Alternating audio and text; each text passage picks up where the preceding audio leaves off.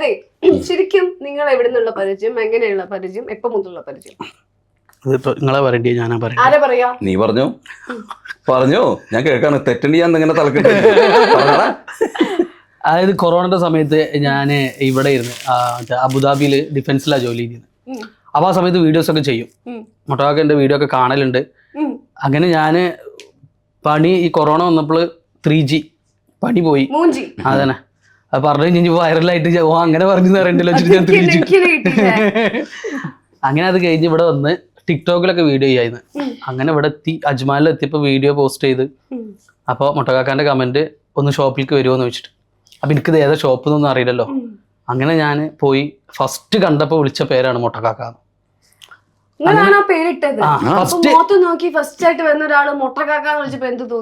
എനിക്ക് ഈ മുട്ട അടിച്ചാലുള്ള മുട്ടക്കാക്കാന്ന് വിളിച്ചത് വേറൊന്നുമില്ല. കാരണം നമ്മള് ഇല്ല മുട്ടക്കാക്ക ദേഷ്യം വരില്ല. കാരണം എന്താ വെച്ച് കഴിഞ്ഞാൽ നമ്മളിപ്പോ ചീത്ത വിളിച്ചാണെങ്കിലും കേൾക്കുന്ന ആൾക്ക് അത് ഇഷ്ടമുണ്ട് എന്നുണ്ടെങ്കിൽ അത് തെറിയല്ല.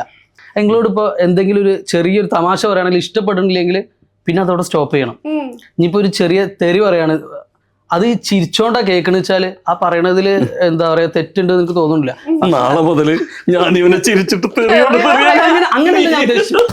കേൾക്കണ ആള് ചിരിക്കണം. കേൾക്കണ ആൾക്ക് അത് എന്താ പറയാ ഈ പറഞ്ഞത് എനിക്ക് ഇഷ്ടപ്പെട്ടില്ല എന്ന് തോന്നുകയാണെങ്കിൽ ഒരിക്കലും അത് പറയാൻ നിൽക്കരുത്, സ്റ്റോപ്പ് ചെയ്യണം അവിടെ. ഞാൻ അന്ന് ചിരിച്ചേണ്ടി വരില്ല. ആ പേര് എന്നോട് വന്നിട്ട് കുറെ ആൾക്കാർ ചോദിച്ചിട്ടുണ്ട് മൊട്ടക്കാക്കാന്ന് വിളിച്ചാൽ ഒരു മടിയാണ്. അപ്പൊ ഞാൻ പറഞ്ഞു ധൈര്യത്തിൽ വിളിച്ചോളി, കേൾക്കണ മൂപ്പരാക്ക് ഭയങ്കര ഇഷ്ടമാണ്. അതാ ഞാൻ അതിൽ മെയിൻ ആയിട്ട് പറയാം. പിള്ളേര് കൊച്ചു പിള്ളേര് വന്നിട്ട് കടയിൽ ഷോപ്പിൽ വന്നിട്ട് ഒരു മുട്ടക്കാക്കുണ്ട്, എല്ലാം മുട്ടക്ക പുറത്താണ്, അന്ന് ചോറ് വേണ്ട.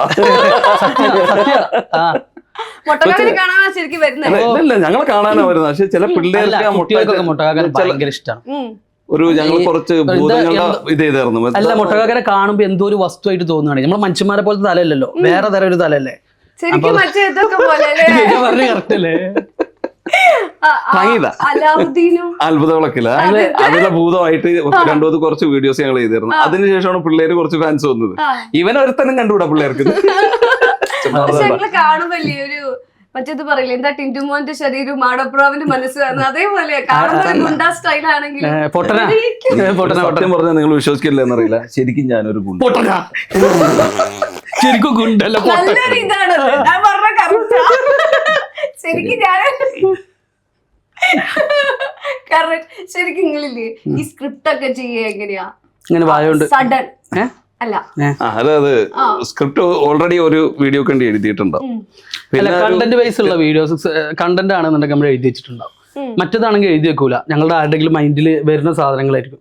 അപ്പോൾ മുട്ടകാക്ക എന്നോട് വന്നിട്ട് പറയും അങ്ങനെ ഒരു കണ്ടന്റ് നമുക്ക് ചെയ്താലോ അല്ലാന്നുണ്ടെങ്കിൽ ഞാൻ മുട്ടകാക്കാണ്ട് പറയും. പിന്നെ ചിലതൊക്കെ പറഞ്ഞു കഴിഞ്ഞാൽ ഞാൻ മുട്ടകാക്കാണ്ട് പറയും ജസ്റ്റ് ഒന്ന് ബാക്കിൽ നിന്നാൽ മതിട്ടാ, ഞാൻ പറയണേന് നിങ്ങൾക്ക് എന്താ റിപ്ലൈ തരാൻ തോന്നുന്നു അത് പറഞ്ഞാൽ മതി അറിയാം. അപ്പൊ മുട്ടകാക്ക ആയാലും എന്നോട് പറയും ഞാൻ ഒരു സംഭവം പറയും, അത് നിനക്ക് എന്താ റിപ്ലൈ തരാൻ തോന്നുന്നു അത് പറഞ്ഞാൽ മതി.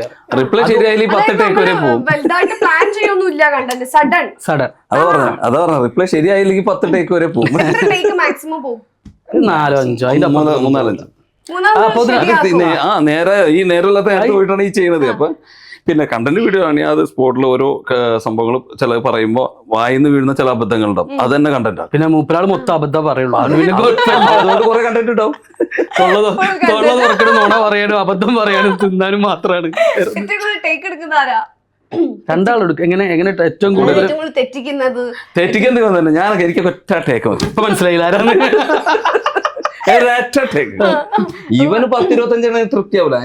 ഇതില് ആളുകളെ ചിരിപ്പിക്കണം എന്നുണ്ടെങ്കിൽ അത് ആളുകളുടെ അടുത്തേക്ക് എത്തണം എന്നുണ്ടെങ്കിൽ നമ്മൾ പെർഫെക്റ്റ് ആയിട്ട് ചെയ്യണം, അല്ലാതെ വെറുതെ കാണിച്ചുട്ടിട്ട് കാര്യമില്ലല്ലോ.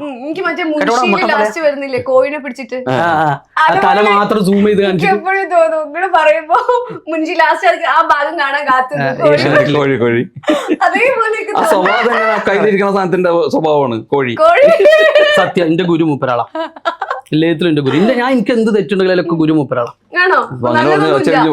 നല്ലതൊന്നുമില്ല, മൂപ്പരാളെ കൂടെ ഉണ്ടാവുമ്പോ എനിക്കെങ്കിലും നല്ലത് കിട്ടുക. പക്ഷെ വേറൊരു കാര്യം അറിയോ, ഈ മുട്ടക്കാക്ക എന്ന് പറയുന്ന ആള് ഒരു കലാകാരനാണ്. സത്യം, പാട്ടുകാരനാണ്. അസാധ്യമായി അതായത് നാട്ടിൽ പാടിയിട്ട് ഇപ്പൊ നാട്ടിലത്തെ സ്ഥലങ്ങൾ ചോദിച്ചു കഴിഞ്ഞാൽ മൂപ്പരാക്ക് അറിയില്ല. നേരായിട്ടുള്ള വഴികളൊന്നും അറിയാൻ പാടില്ല, പുറകെ കൂടെയുള്ള വഴികളൊക്കെ